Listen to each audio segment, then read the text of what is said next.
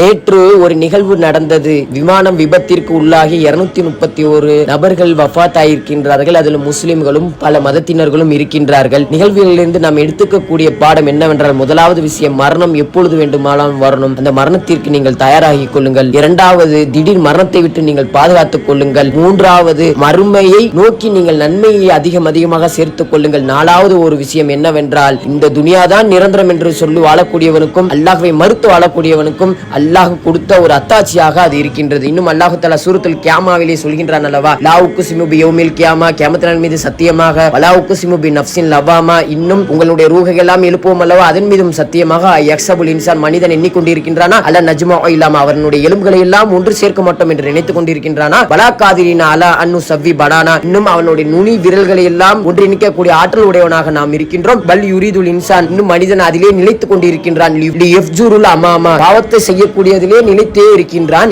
யஸ்அலு ஐயன யௌமில் கியாமா, இன்னும் கேட்பானாம். எப்படி கேட்பானாம்? கியாமத் நாள் எப்பொழுது என்று கேட்பானாம். ஃபைதா பரிக்குல் பஸர், அவனுடைய கண்கள் எல்லாம் மங்கி போயிருக்கும். வஹஸஃபல் கமர், இன்னும் சந்திரன் இருண்டு போயிருக்கும். வஜுமி ஷம்ஸு வல் கமர், இன்னும் சூரியனும் சந்திரனும் இணைக்கப்பட்டிருக்கும். யகுலுல் இன்சான், மனிதன் கேட்பானாம், யௌம இதின் ஐனல் மஃபர், இந்த நாளில், அந்நாளிலே, மறுமை நாளிலே எங்கு ஒளிந்திக் கொள்ள இடம் இருக்கின்றது என்பதாக கேட்பானாம். இவ்வாறாக அல்லாஹ் தஆலா அத்தியாயங்களை தெளிவாக சொல்லிய பிறகும் நாம் அந்த தவறை செய்தோம் என்றால், அல்லாஹ்விற்கு மாறாக நடந்தோம் என்றால் அதற்கு தண்டனையை வைத்திருக்கின்றான். இன்னும் நாம் நம்முடைய எண்ணங்களும் சரியாக இருக்க வேண்டும். திடீர் மரணத்தை விட்டும் பாதுகாத்து நமக்கு அனைவருக்கும் சாலிகான மௌத்தை வருவதற்கு வல்ல ரஹ்மான் நம் அனைவருக்கும் அந்த பாக்கியத்தை தருவானாக.